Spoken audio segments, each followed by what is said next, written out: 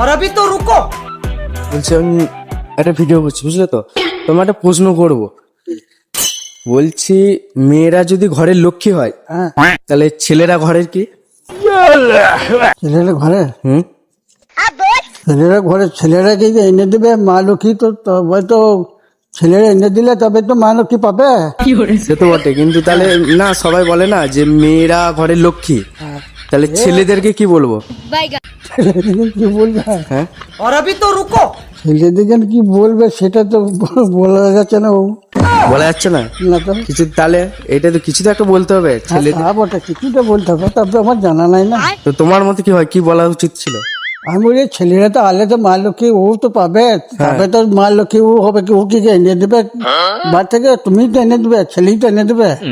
সে তো অবশ্যই। হ্যাঁ, তাহলে তাহলে কি মা লক্ষ্মী ও এলি কি ঘরে হয়ে যাবে? তবে হয়তো এমনই আছে, ছেলে চাকরি হলো, अच्छा। তাহলে স্বামীর চাকরি হলো, তবে ছেলে বউ পেলে ভালো ব্যবস্থায় থাকলো, এইরকম আর কি। আচ্ছা, তো আমি ভিডিওটা করলাম, কোনো অসুবিধা নেই তো? না না, অসুবিধা কি আছে? ছাড়বো তো ভিডিওটা? ছাড়া কি আছে?